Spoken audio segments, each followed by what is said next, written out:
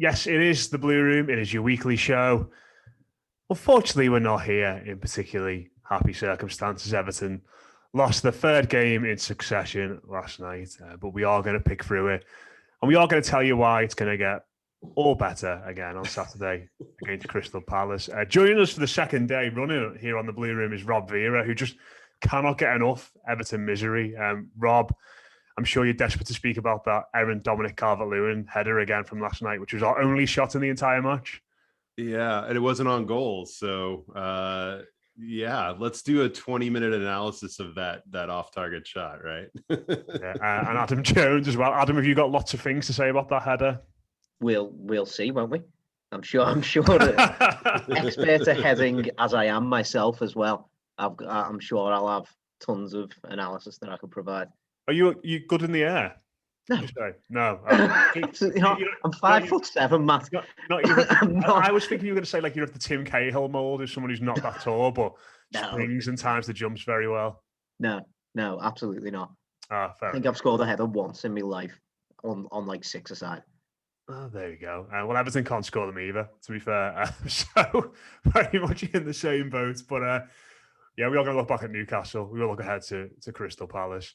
Maybe do a few little reflections on the last time we played Crystal Palace as well, and the madness of that, and how we feel all these months on. But we will start with last night. Adam, I'll come back to you first, mate. Yeah, just flat, wasn't it? Everton went behind after pretty close opening stages of the game, I think. And then from that point on, it never really felt like they were going to find a way back into the game. And it's becoming a bit of a trend now, isn't it? Yeah, I mean, obviously it was a close opening to the game, but I went out and watched it with my dad, funnily enough, and he was saying throughout the first 20 minutes that he just felt like as soon as Newcastle found that extra little gear, then that'd be it, because it was quite clear in those opening minutes that Newcastle were off their game a little bit, and I think Everton did well to maybe knock them off their stride a little bit in those opening 15-20 minutes or so. But after that, referee, like the crowd started getting on the referee's back, and I think that's really started to change the tide of the game. And it was just frustrating. I think I tweeted last night that the problem that I see is that it's not just that Everton don't have somebody at the top end of the pitch who's going to put the ball in the back of the net right now. They haven't really got a constant supply to get the ball up to the top end of the pitch either. Like, I'm not sure what our attacking plan is for a lot of the time that we're playing, and I think that's maybe the more concerning thing, because I actually think the midfield is probably the best that we're going to see. Maybe in a few weeks we'll see James Garner thrown in there a little bit more often. I'd maybe like to see that a bit more, but realistically, he's not going to be providing tons and tons of attacking threat, is he necessarily?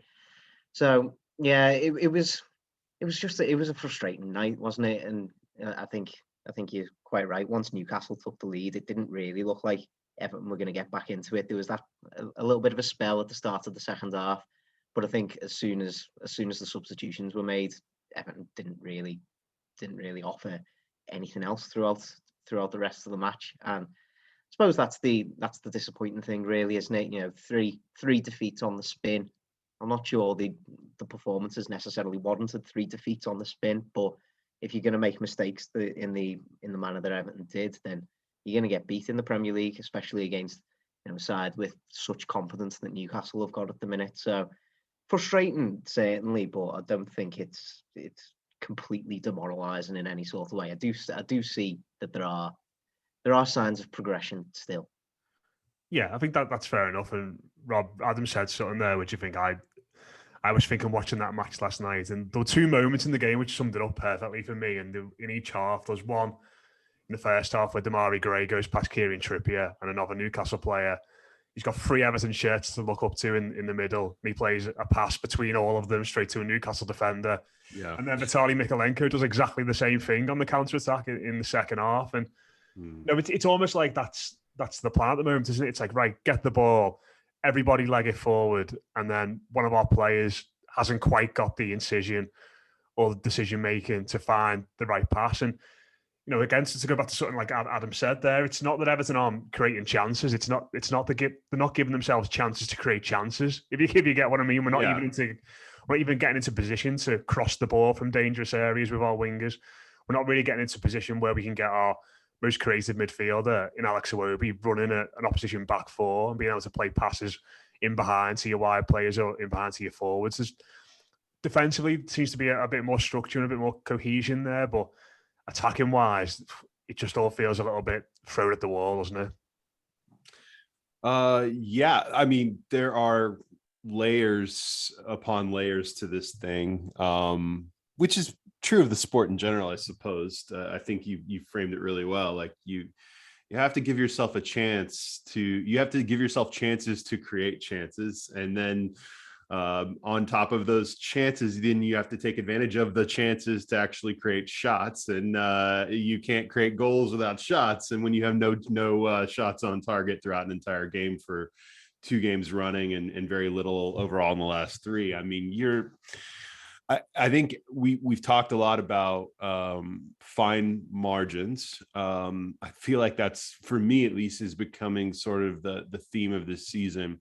And inherent within that concept, when you say fine margins, I think it really is indicative of a side for whom everything has to go almost perfectly for them to even eke out a result. And we saw that even in the 7-game unbeaten run. I mean, a stiff wind blew in any of those games, and we would have looked at that run very differently. We would have, I've said pretty consistently, and again, I don't throw this at the feet of any player or even a couple of players. I think collectively, we have not been as good defensively as the results would indicate. I think that we have been very fortunate, just like we were last night, to only lose 1-0. But that, choose your lane, pick your poison here. Any concern I have about how the defense, how our overall defense looks, especially in transition, is almost mooted by the fact that we're creating absolutely nothing attacking wise. So you don't really even give yourself a chance to eke out a 1-0 or some kind of result if you just can't even do basic things. I agree with Matt that, and I mean, I saw it with my own eyes at Goodison. I mean, I do believe that the overall quality of the midfield is better, but that's primarily down to the fact that Alex Iwobi has had to really carry this thing for the better part of the beginning of the season. He's probably asking, okay, who else is going to help? Because I think that Onana obviously is generally speaking part of the positive nature of the improvement in midfield. I think that's not even a question. It's his quality is there, but he's still a very young player who is going to have his ups and downs. I think overall Idrissa Gueye has been, on balance, kind of disappointing when you take the sum total of his performances now for Everton. It's not been great, but to Adam's point, you can put James Garner in. I'd like to see maybe a shuffle in the midfield a little bit that includes him, but I don't know that magically solves everything. I think that, and Matt, you made this point, I think, on Twitter earlier today, which is probably why I lean towards having more sympathy for Frank Lampard. I do think that he, as the manager, is responsible for everything tactically. He is responsible for the emotional, kind of carrying some of the, the emotional direction of this side in terms of motivating them to play a certain way, to get effort, and so on and so forth.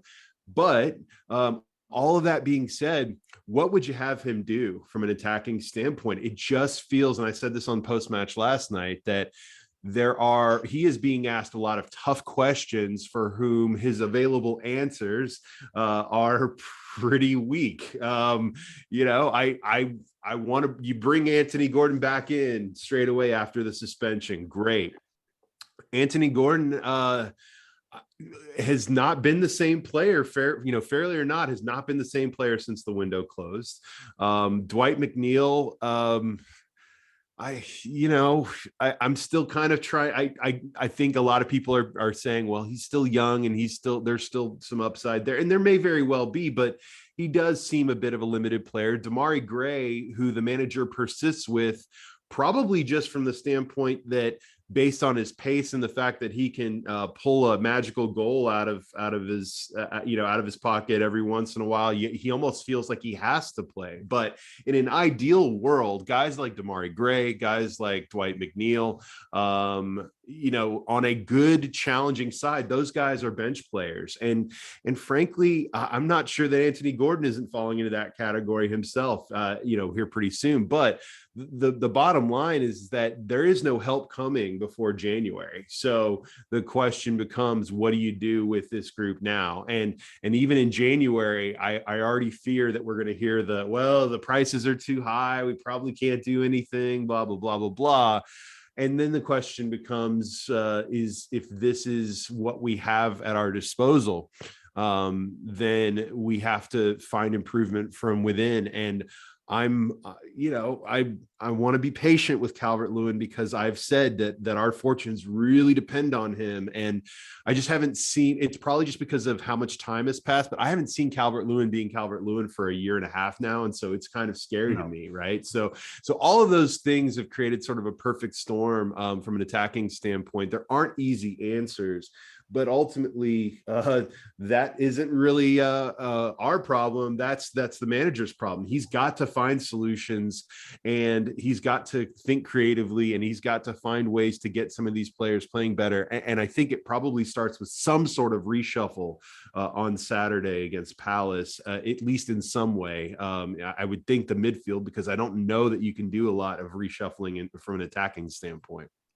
Yeah, I think the Calvert-Lewin thing is interesting, Adam, because I think a lot of, Benitez did this, didn't he? And I think we as fans got into that mindset under Benitez as well, that when Dom comes back, everything's sort of just going to be okay. And I think maybe the Dominic Calvert-Lewin that we had under Marco Silva and that era where he'd run the channels and he'd, pin defenders and do all that kind of stuff would make a difference now. I think the version we've got now, and for him to be the goal scorer that he's been in recent years, he's a player who very much relies on service, doesn't he? You think about him under, when he was at his absolute best in that first full season under Ancelotti, when he had Rodriguez one side of him, Richarlison the other side of him. He had Luca Dean putting crosses in from the left. He had Gylfi Sigurdsson putting set pieces on his head. All those pieces have gone now. And it's sort of like, well, we've got this player who has got a lot of attributes, but his main ones are being alive in the area, his trademark goals almost been sliding into the back post, hasn't it? Or, getting headers. Where's the service going to come from for him? Where's that supply line that has made Dominic Calvert-Lewin the player he is now? Where's that going to come from this current group of lads? Well, that's exactly it, isn't it? And I think last night, the performance was summed up by Dominic Calvert-Lewin going off the pitch, and then 2 minutes later, Anthony Gordon put in a cross, his only cross into the box in the game, where I was thinking to myself, oh, well, if you could have done that about 5 minutes earlier, Dominic Calvert-Lewin might have been there and might have been on the end of that. And I think, it maybe plays into the fact that Alex Iwobi is our most creative player right now. There's no question about it. But in the position that Iwobi's playing, then he doesn't really get the opportunity to create chances for Calvert-Lewin in that sense. Calvert-Lewin's not usually somebody, he's a quick player, but he's not usually somebody who's going to be hanging off the shoulder of the defender and looking for those through balls in behind. That's what Iwobi kind of excels at in that attacking midfield role. And I think probably that links up better with somebody like Neil Maupay. And I think the West Ham goal. Exactly. That West Ham goal was the perfect. The perfect example of that. Nice little interplay between the two of them, and it fits into what Maupay does really, really well. I don't think the same could be said for Calvert-Lewin. So, looking at last night's game, for example, it might be simplistic, but I'm not sure why Dwight McNeil didn't start. I think I think Rob's right in saying he's been a quite limited player so far in his time at Everton, but I think his limitation is that he's got a deadly left foot and he can put a cross into the box. I'm not sure why you wouldn't play your winger who's the best at crossing when you've got somebody like Dominic Calvert-Lewin up front, who is going to thrive on heading the ball in those sort of scenarios. You know, regardless of whether he's on form or whether he's fully fit or not, he's going to give those Newcastle centre backs a real go in terms of, you know, that aerial battle, and we just didn't give him a chance to do that, apart from a corner, which, you know, I think he actually does well to get his head onto it, but you know, he can't do much with the finish. But that's the only even slight opening that we had throughout the game. So it must be really frustrating for Calvert-Lewin, because from what I saw of him yesterday, he was getting himself about a bit. He was trying to force something out of the game, really, but Everton were just not set up to be supplying him the chances that he needs anymore. And I think that's something that's really got to be addressed. And you know, going back to the winger situation, I was speaking with a few family members last night, and I think there's probably an argument right now that Andros Townsend is Everton's best winger. And you know, maybe that's just like, even on one leg at the moment. Yeah. Well, I mean, maybe you're just saying that because, you know, absence makes the heart grow fonder. But you know, he's got all the qualities that I think Everton actually need from their winger now. He's got consistent delivery, gives 100%. He's got a goal in him as well.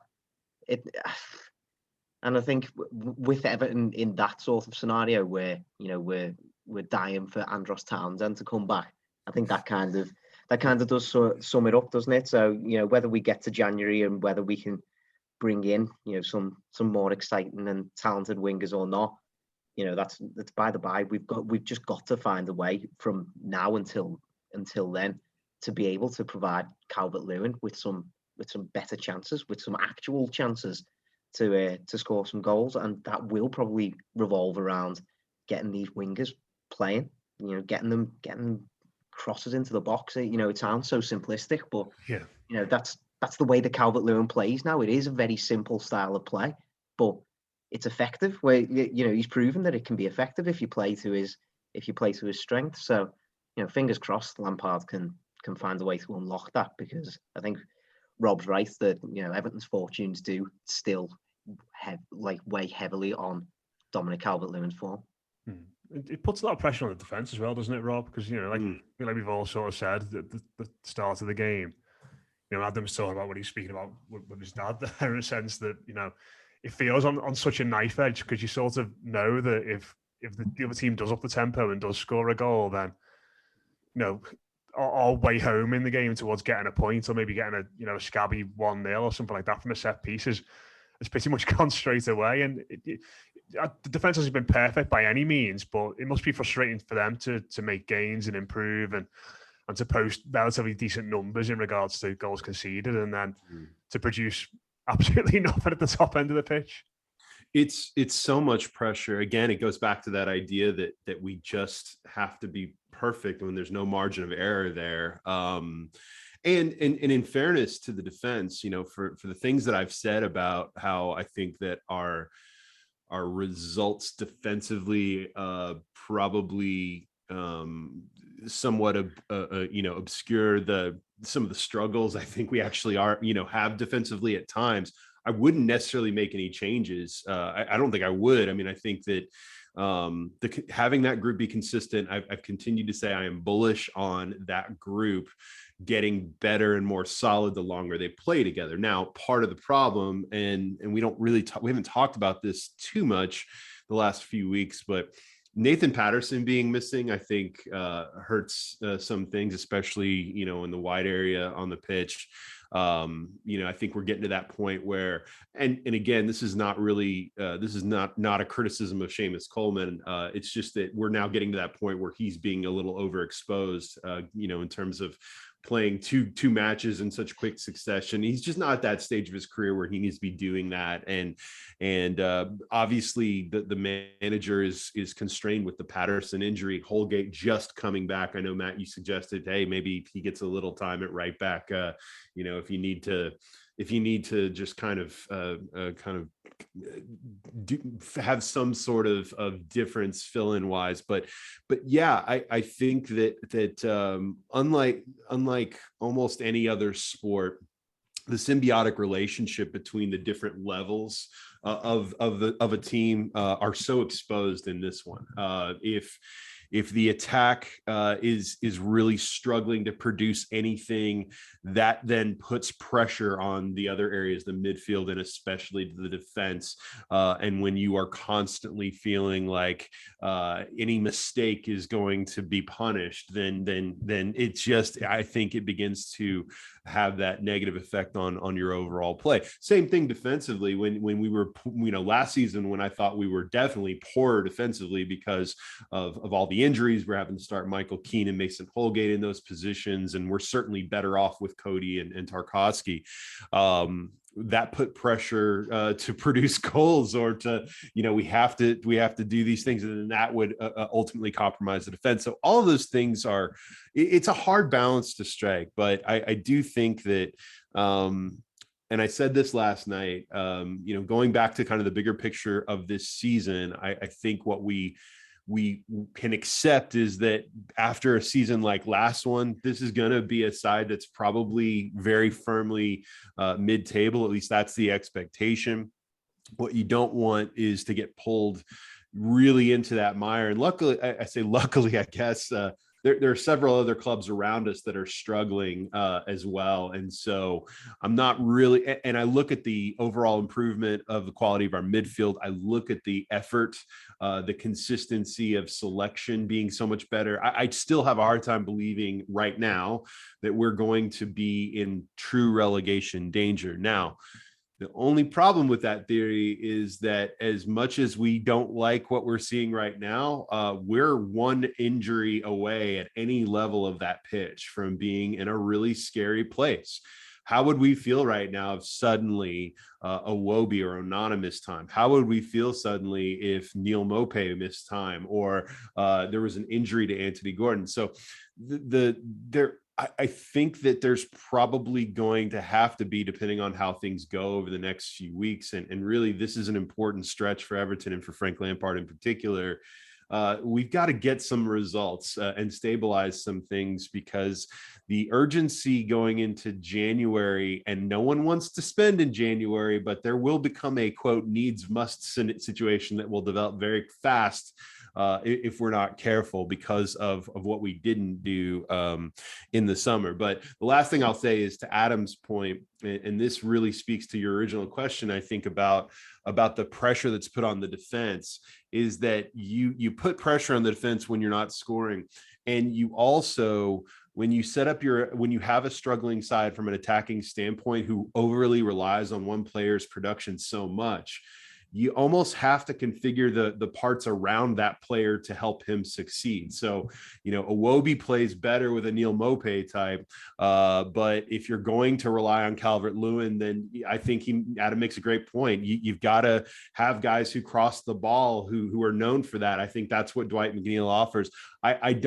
I don't know, and you guys can tell me if I'm wrong. It feels like Anthony Gordon of last season crossed the ball more than what we see now. He seems more intent on proving that he can be this quote more complete player who can play at this higher level, who's going to cut inside and stay on the ball more. But those results have been very middling so far, and so I don't know what the solution is. I think if it was up to me, I would probably, just because of the talent, persist with Gordon, bring in McNeil, and maybe Gray is the one who needs to be coming off the bench for a little bit, as someone who can provide pace and a spark off the bench for a bit. But clearly, whatever this mix is not working, and it needs a bit of a rethink and a reshuffle in order for us to start getting some results.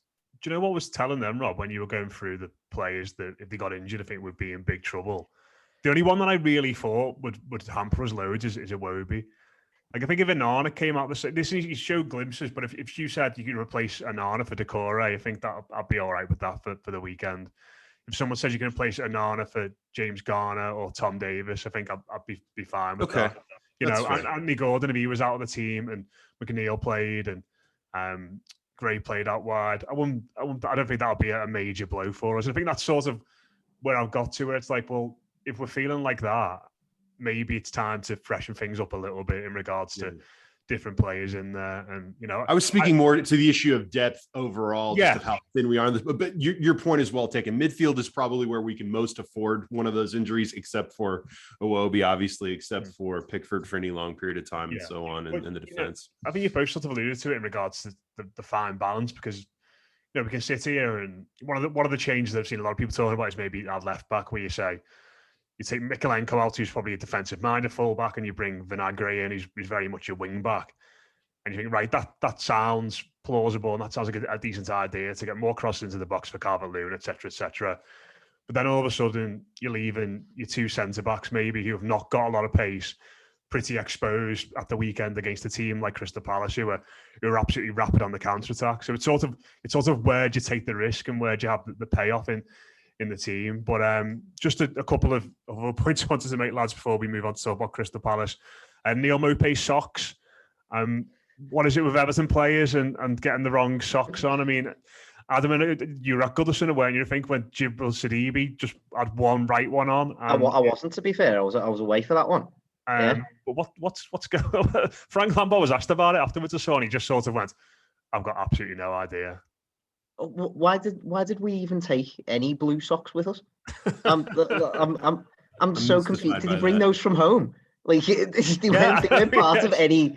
They weren't part of any kit that we were wearing. Like I just don't understand where he's even found those. Maybe just pack some of his old Brighton ones or something. But they don't have to. The players don't have to pack anything related to what they're wearing for the game. There are people that do that for them. I don't know how he had blue socks. That makes no sense. I love the blue socks anyway, so I was all for that. And the last thing, I mean, you've got to give credit to the Newcastle fans for their commitment to this Jordan Pickford dinosaur thing, haven't you? Because I was working last night and I searched Jordan Pickford on Getty Images after the game, and my screen was just filled with tons and tons of grown men in inflatable T-Rex costumes, inflatable dinosaurs in the crowd. I mean, come on, everyone. It's the nature of that goal, Matt, because obviously they're Newcastle, they have for the last, I don't know, however much time, they've been committed to, rampant instability. And they've also been committed to their bits. And this is one of the bits that is never going to go away. And you know what? If I was one of their fans, I would enjoy this bit too. But I would say the nature of the goal Pickford gave up, and again, I don't feel think there's anything he can do about that goal. Well, I do think that it's sort of like in I'm talking to two NFL fans here. It's sort of like when a receiver or a corner jumps just a step too early for a step too early for a pass or something like that. I felt like if he'd taken one more step and then jumped, he saves that. But the fact that I'm hesitant to really criticize Pickford too much when in a game where we had no shots on goal. So it was still a very well taken goal. I just, but it definitely probably fueled the T-Rex arms bit just a little bit more because of the nature of how that ball went in the net. I mean, based on the images from last night, Adam, this is spreading. We're gonna have a whole ground. You might have one of those big banners with a dinosaur on next year when we go. I've got nothing. Genuinely, I've got nothing to say. Like, I just can't imagine how much money would one of those costumes cost? Like, it's got to be a decent fee. Upwards of 20 quid, I'd say. Like, that's too much to invest in a joke. I'm not doing that. Like, I'm not investing that much in a joke to a professional footballer who's never going to see it. Like, maybe the Saudis are throwing them in free with season tickets or something. Get your Newcastle season ticket, come with free T-Rex costume for you and your family. But not a good night by any means. But we are back at Goodison on Saturday, lads. It's Crystal Palace. Adam, can you believe it's been, what are we on now? 5 months since that last Crystal Palace game, and the last time they rocked up, it was absolutely wild, wasn't it? I mean, how do you think back to that game and that night, all these months on now, and does it sort of linger in your mind? And when you're watching these performances, thinking, never ever want to go through anything like that ever again? Yeah. People often ask me, like, what was it like working there that night? It was awful. It was horrible. It was genuine hell. Throughout the halftime interval, I was sat there in my seat with my laptop in front of me, like genuinely looking around the stadium, going, "This might be the last time I see Goodison Park in the Premier League." It was going through my head. I was like, what do I write if they lose this game? What do I do? And like, I just never want to experience that again. Obviously, the second half was absolutely sensational. Like the feelings of euphoria, you just can't get over that. Is dimmed a bit when you've still got to work through it. And I was still sat in the stadium about 2 hours later, still trying to wrap my head. I still didn't know what to write, to be honest. You just don't know what to write in those sort of scenarios. But yeah, that match still just lingers on, because even like, now that I've left the job, people have gone, "Oh, what was your favorite game? Was it that Palace game?" No, not in the slightest. I would happily, like, given my time again, I would happily take that game off. I just don't want to be anywhere near it. But yeah, like, it was absolutely special, wasn't it? And it shows you what the power of supporters can do when they rally around the team. And fingers crossed we see some semblance of that on Saturday as well, because obviously it's not in the same sort of dire straits, but I do think the players need a little bit of a lift at this point after the 3 games that they've had. As I said before, not exactly demoralising defeats in a huge sense, but 3 defeats on the spin, is still 3 defeats on the spin, and they'll be hurting a little bit. But I've got no doubt in my mind that Everton fans are going to be right up for this game. Palace are a bit up and down. I think summed up by their game on Tuesday night. Thought they were a bit iffy first half, looked really good in the second half, to be fair to them. So, I think it's going to be a tight game, but fingers crossed the Evertonians can pull it out the bag again. Yeah, I might start stocking up on blue flares now for the end of the season based on the way I've been playing the last few weeks. Rob, what about you, mate? How would you reflect on that mad night all those months ago? I very much recall I was sitting in my living room, and when we went down 2-0, I just remember I think I literally did curl up in the fetal position at one point and just thought, it's really, this is really happening. It was to Adam's point, like, after the second half, of course, you look back and you think about this, the drama. I mean, in some ways it's what sport is all about. But I think that's one of those games that, for a neutral observer, they would go back, they would look at and say, wow, what an entertaining, amazing story, amazing, whatever. But if you were in it, I would sort of equate it to the Apollo 13 pilots, like astronauts. What a story that they survived one of the almost near biggest calamities in the history of science or space exploration or whatever, and you celebrate at the end of it. But if you ask those guys who were in it, just like you asked Adam about being there, like, how great was that? They would be like, are you kidding me? That was the worst thing I've ever been. That was the most traumatic thing I've ever been through. I'd never want to go through that again, regardless of how others feel about the ending and the story. And that's generally how I feel about last season. Like, on the one hand, it made me feel more connected to Everton than I maybe had in a long time, just because I think brushes with death do that.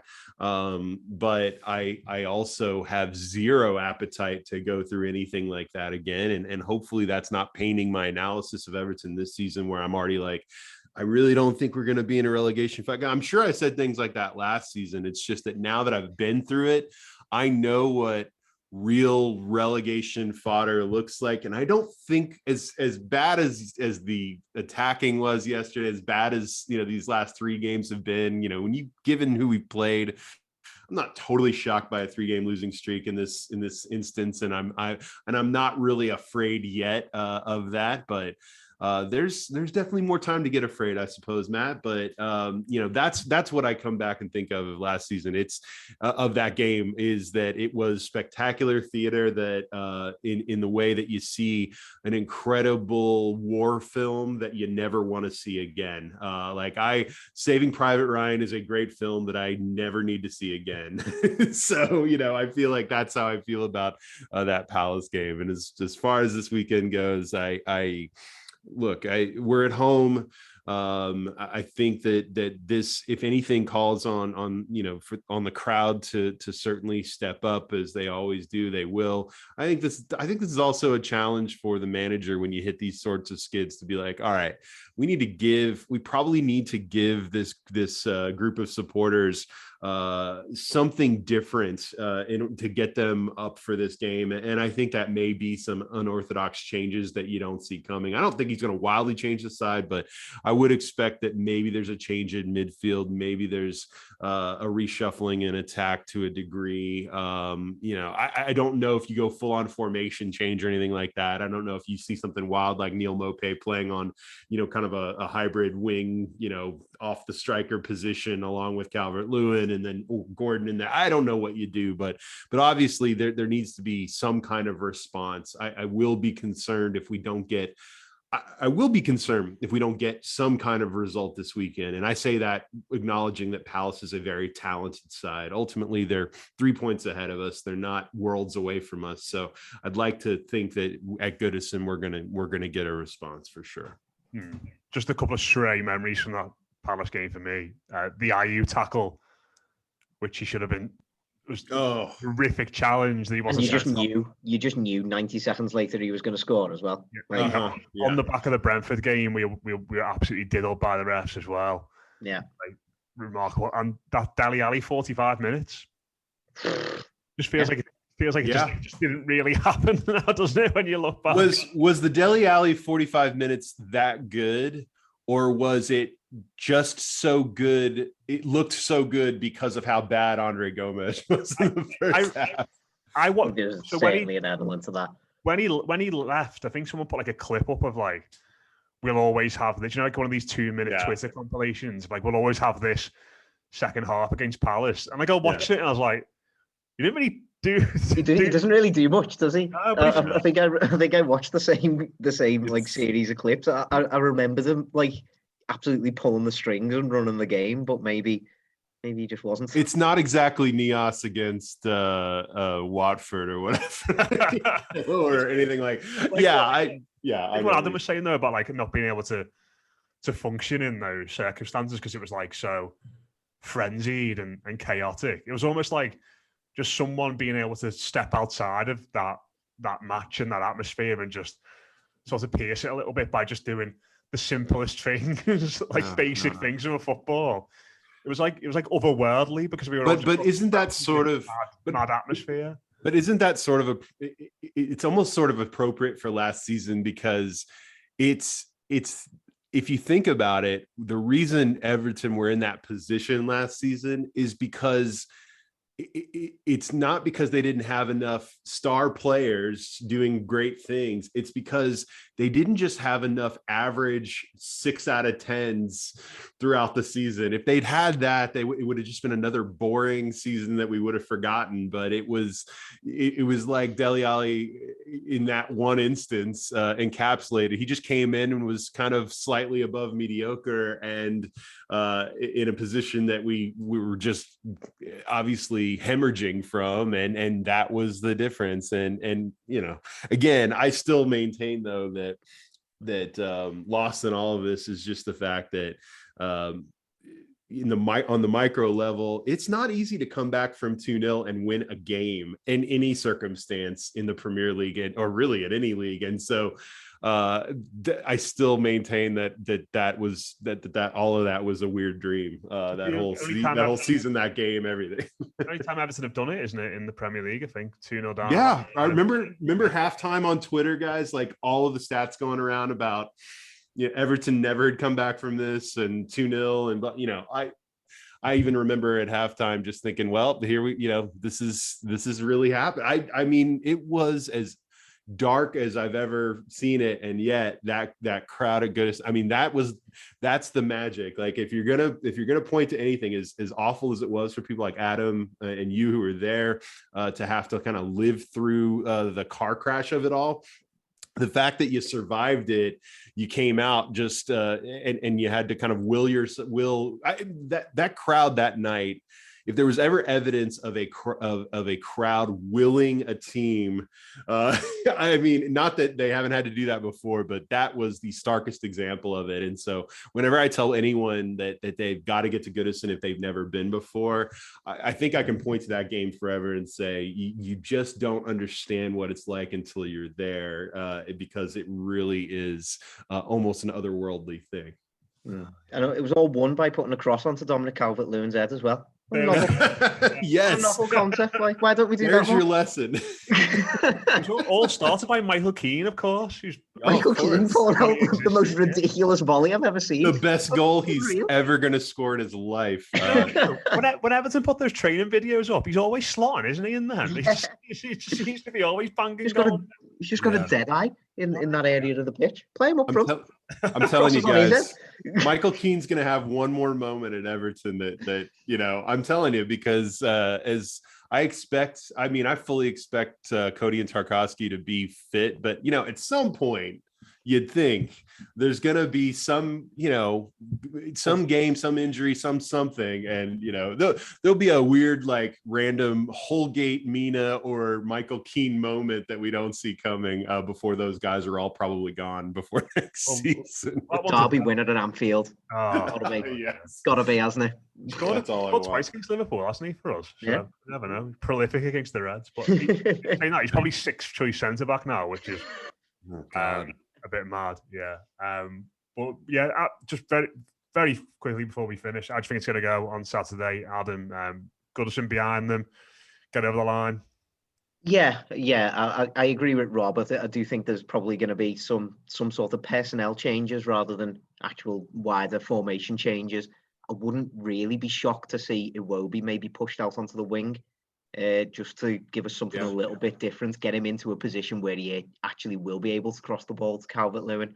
Maybe that's how you bring James Garner into the midfield and allow Onana and Guy a bit more opportunity to roam around the pitch a little bit more. I think Palace are quite strong in their midfield so far this season, so we'll need to combat them in some way.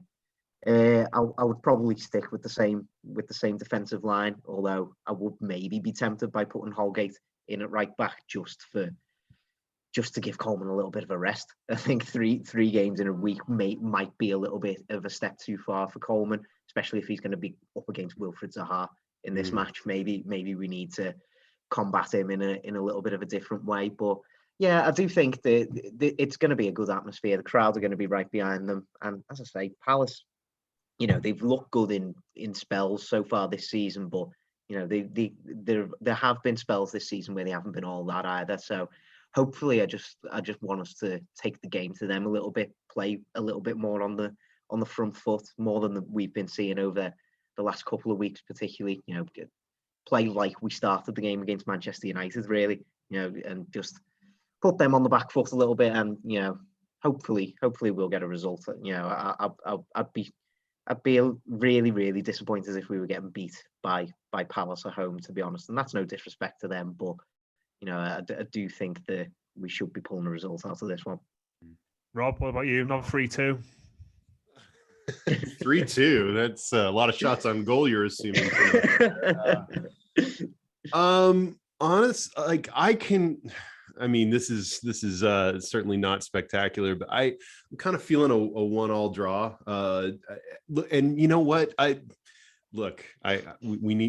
love a win. We need a win, but I'm telling you, the thing that has, if you want to know where some of my confidence in us maybe not being pulled into a real relegation threat this season comes from, it's that already this season we have seen an ability for Everton to rescue draws where last season they lost, right? And so a draw is very uninspiring, but it also is a requisite to a season of relatively boring maybe, but stability. And I think that I can see a draw coming here, and it wouldn't be the worst result for me, honestly. But I think what Adam said, and I've heard some variation of this brought up by Mick Greenall as well. Like, I don't want to see Iwobi put back on the wing on any sort of regular basis, but because of how great he's been in midfield. But sort of like when you have to put him at right back here or there, you have to do this, like, I do think it can be a good change up.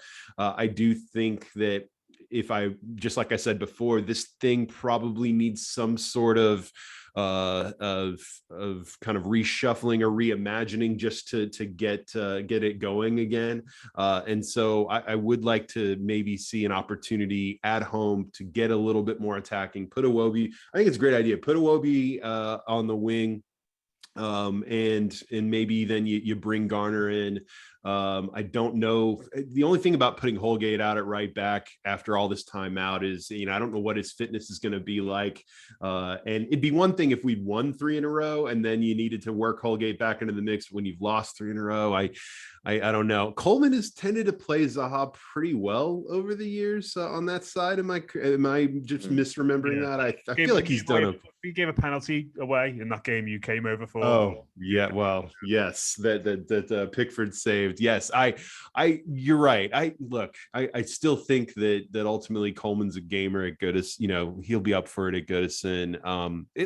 It's not ideal to have Patterson out, but injuries are part of the game, and I don't know that I'd really want to change fundamentally too much of the defense. I think what worries me is that the pace of our defense, the relative age of our defense versus their young attacking forwards, it really does scare me a little bit. So it's going to require us to have a strong midfield performance and really we got to be able to put some pressure on them so that they have to expel some energy defensively. But I think maybe 1-1. Would love to maybe scrap out 2-1 or something, but I do expect Palace to score. I'd like to say I expect us to score, but I'm more hoping that we score than I expect us to score at this point. Shots will do. That'll be small. Shots will do. Let's start with shots and go from there. Trying to have 5 shots, lads, yeah, and there'll be progress. But yeah, we'll see. Will Everton have shots at the weekend? We'll be back later on. We'll have your instant reaction from the Denby Castle, of course. We'll have all your build up to that game as well on the Blue Room Extra if you want to hear more from us there. Cheers to Rob. Cheers to Adam. That's been your weekly show. Up the toffees, and we'll speak to you again soon.